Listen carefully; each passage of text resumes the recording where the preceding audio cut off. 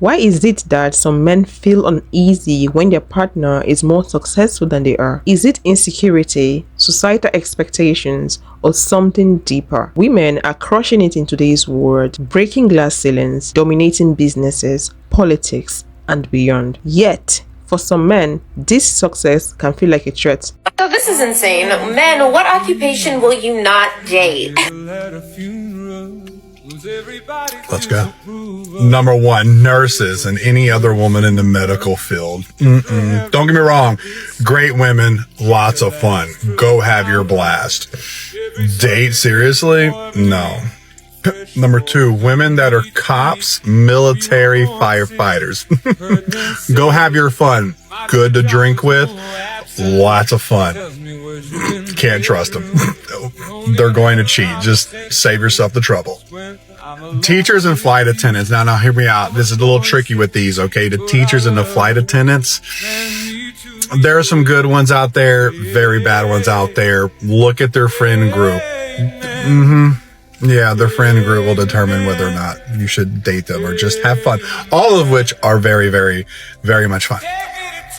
Pharmaceutical sales rep or anything close to that. Fun. A lot of fun times. You don't have to pay for much because their job's paying for everything. But, yeah, no. I cannot keep telling y'all, I can't say enough about how these men are jealous of y'all. Ladies, I cannot say enough how jealous these men are of you. These men are envious. These men are jealous. They see that you're beautiful. They see that you're talented. They see that you're intelligent. They see that you have a light that shines from within. And they also realize that them trying to bring you down has not brought you down to where they want you to be. Samantha Woolery, age 42, came from Jamaica to the United States to make a better life for herself. She had recently matched with the Morehouse School of Medicine, and she was going to be in her first year surgical residency. She was going to begin her residency on July 1st. Samantha's ex-husband, Mickey Anthony Woolery, traveled more than 500 miles to her apartment in Georgia and stabbed her to death with a machete. I cannot tell y'all enough about how jealous men are of women, especially the unaccomplished ones who sit in the background and watch you chase your dreams. Both within a month and both unalived by men who they were with or once were with. Samantha will never be able to realize her dreams now, and that's why he did it. One major reason men struggle with their partner's success is insecurity. Society often tells men they need to be the providers, the breadwinners. When their partner's success outshines theirs, it can trigger the feeling of inadequacy in relationships and marriages. Jealous men are real. Insecure men are real, given that for a long time men have been conditioned to equate their value to the ability to provide. So when a woman earns more or has a higher status, it can challenge their sense of self-worth. A made man, a high achiever, a man that has a lot of money can also be jealous of his wife's success. As long as that woman is earning more than him, it becomes a problem. Ego also does play a role here. A good number of men tie their masculinity to being a leader in relationships. So when their partner achieves more than them, it can feel like their role is being undermined. Okay, y'all, I'm about to give y'all this story time on how I finally gave this boy who been pursuing me for years a chance. And before I go on any farther, if somebody been pursuing y'all for years, do not give them a chance, because I just feel like they're going to try to do you the worst way. They want to do you dirty because they feel like you've been playing with them. Okay, but besides that, now I finally gave him a chance, which, okay, this boy, his name, and we're going to call him Marcus. This is my sister, cousin, but me and my sister, we don't have the same father. So, that's how that go. Now, 3 years ago on New Year's, I finally, we seen each other after a long time. So I finally gave him a chance. He came to my house, we had sex. So, okay, after he came to my house and we had sex, it's we was together every day after that. We just was together every day after that. Okay, so after we was together every day after that, like, it's just like, I mean, he had a baby mama and I have a baby daddy. Okay. It's just given that, you know, he was still kind of fuck with his baby mama and I was still kind of fuck with my baby daddy, which put everybody in a weird position. Okay, so, you know, he at my house every day, but I mean, this not my man. Like, I'm letting it be known. Like, you're not my man. Like, you and your baby mama, y'all still live together. I don't give a fuck that you at my house all the time or whenever I want you here, you're here. But you're telling me that you and your baby mama not together, but y'all live together. Like, you know, a typical nigga. Okay, so I'm just letting it be known to him, like, shit, we not together. Like, I'm not with my baby daddy. So, like, you know, and I'm showing you, like, I'm not with my baby daddy. I don't live with my baby daddy or none of that. So I'm still going out on dates and shit. But man, y'all, he want to speak, like, even when I go out on dates, he want to be at my house. Like, he want to be there when I come back from that date. He still want to be there at my house. Like, he was that type of nigga. Like, he just was on me bad. Like, it was just, like, obsessed. Like, y'all gonna hear the story. Like, the man was so fucking obsessed with me. And it started to get scary. Okay, so, like, I used to go on dates. Shit, leave him in my house. When I come back from my dates, I'm back in the house. Like, if you like it, I love it. So after a certain amount of time, I feel like he got tired of that. Like, he just telling me, like, basically he need me to be all his. Like, he not sharing and shit like that. But you know me, I'm not shit. I'm doing me. Like, I'm not in a relationship. You're not just about to put me in a relationship, but that's why you don't play with people's feelings, because this shit, it just went all, like, it turned upside down. So, y'all, after I just realized that shit, he was being too territorial. Like, he was not playing. Like, I just feel like his tone got different. Like, he wanted to fight me. Like, he was breaking shit in my house. Like, he just turned so fucking angry. And then I'm like, okay, I don't want to deal with this no more. So, like, I just stopped, you know, I'm just like, okay, maybe you should go home. You know, maybe we need our time apart, you know. So he went home to his baby mama house where they both live. So he went home. I sent him home. But around this time, it was like Father's Day was coming up. Now, Mother's Day, he had gave me a gift and everything. You know, we had went out and everything. So when Father's Day came, I called him over, you know, to give him his gift. Because, you know, it's only right. He got me something, took me out type shit. And my kids was with their daddy. Now, my kid's father was he was planning on dropping them off that night, which he dropped them off. My kid's father dropped them off before Marcus came.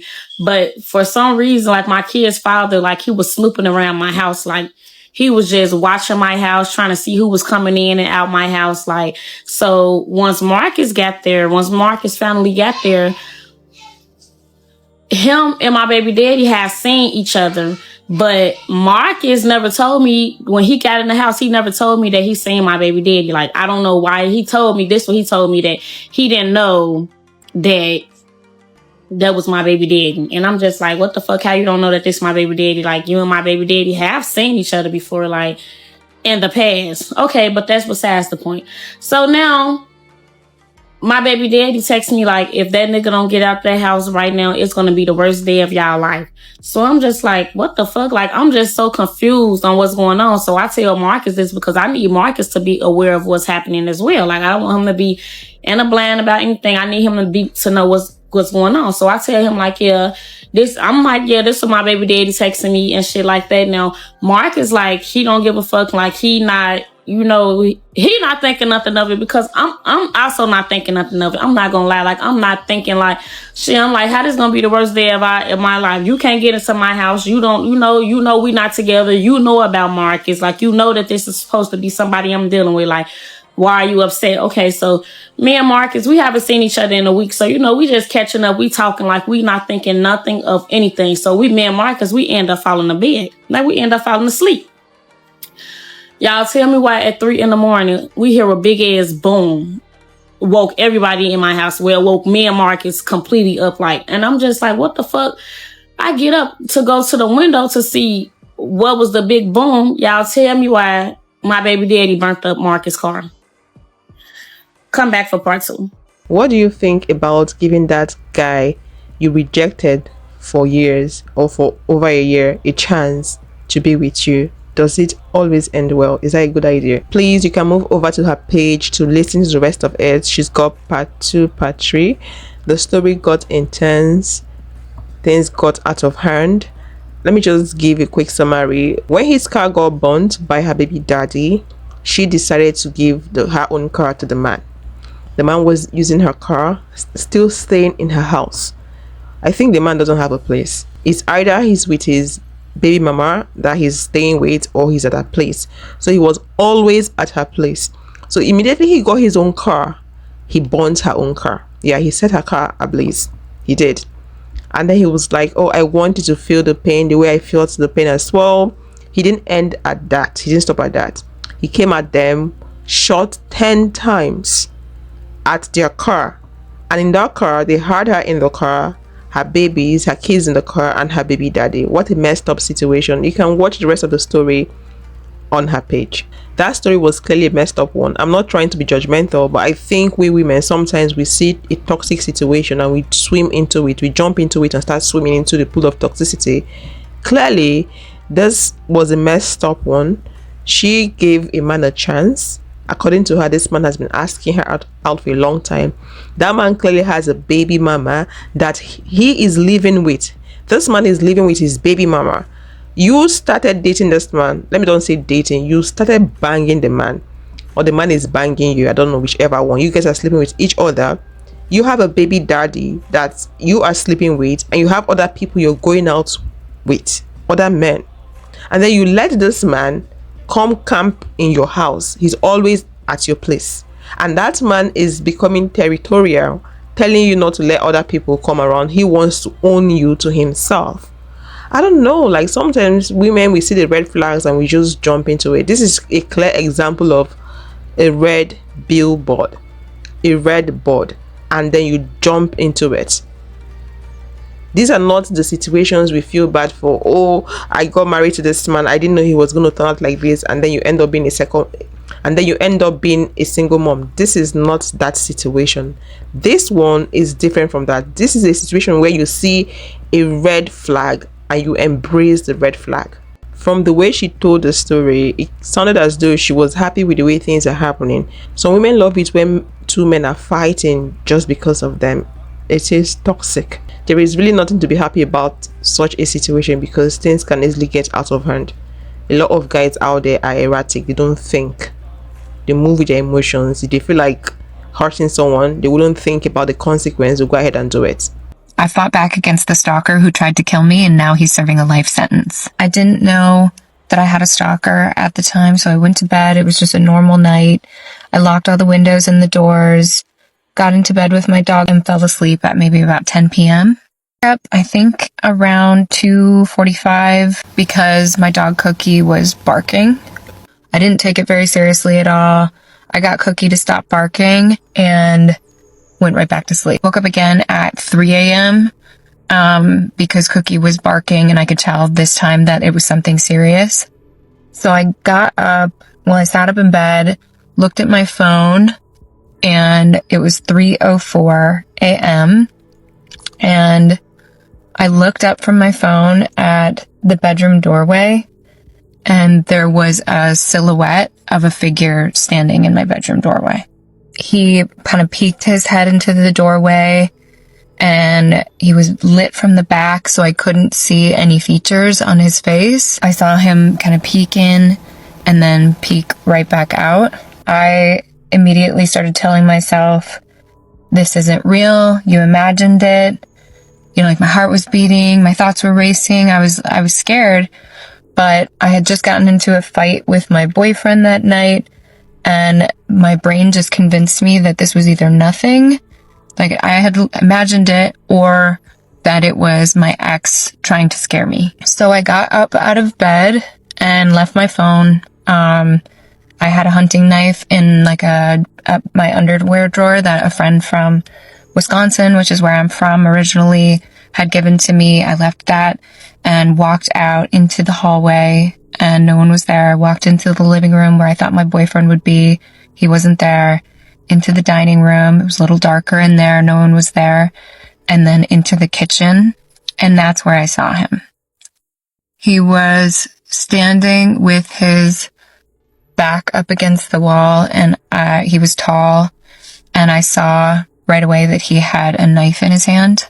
So I started to run. I didn't turn around. I scanned him up and down, and then started to run backwards.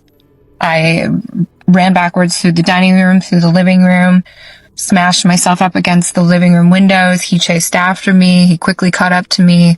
He held the knife to my throat and told me to shut the fuck up or I'm going to kill you. You see, I have a knife. Shut the fuck up. I'm going to kill you. And I did. I shut up. And from there, he started asking me questions. He asked me first, do you have a boyfriend? And like I said, I had just gotten into a fight with my then ex-boyfriend. This is also part of the story. And I lied and said that I had a boyfriend who would be back any minute, like we all would. And he did not seem very fazed by that, which made me nervous and scared. And then he said, where's the fucking money? And I took him into guest bedroom where I had $31 in a nightstand and passed it back to him. He was holding me with like his bicep and held the knife right here and then held me with his left hand by like I had like a messy bun in my hair. After I handed him the money, my heart sank because he said, now what else do you have for me? And then I knew why he was really there.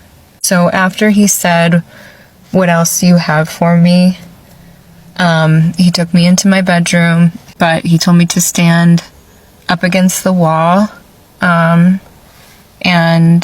he, started feeling me up. I started to cry. I was begging, I just kept saying over and over, you don't have to do this. Please don't do this. I'm a nice person. You don't have to do this. And all I felt still at this point was terror, fear. Who is this man? What does he want? I'd never seen him before. And, am I gonna survive this? So then, fuck. It actually left a little mark on my face. Dang it. So then he told me to go lay on my bed. After I laid on the bed, damn it.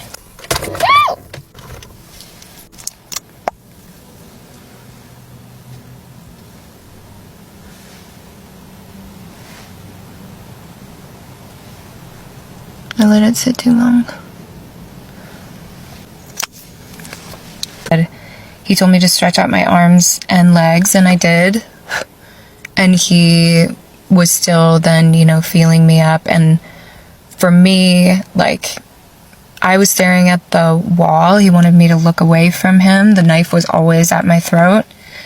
But I was looking at the wall, and I started to see, my life flash before my eyes. But it wasn't my past, it was my future. That was scary. I'm glad she made it alive. She made it out alive. And like she said at the beginning, the guy, the person responsible, is behind bars. The story has got other parts to it. If you'd love to listen to the rest of it, move over to her page, her TikTok page. She's got the next part where she told us how she got herself out of the situation and how the police got involved and all that. Thank you so much for watching. Let me know your thoughts in the comment section about all the videos I've played, about men being jealous of women. Have you experienced that before? Do you think your spouse, your partner, whoever you're with is jealous of you? Your man, is he jealous of you? Does he encourage you when you tell him your goals, your plans, or does he act like distraction and discourage you from pursuing your dreams and aspirations? Please let me know your thoughts in the comment section. Feel free to share with us in the comment section. If you'd love to watch a video on the tricks some men use on women to deceive us, click this video, and I'll see you all in the next one. Bye bye.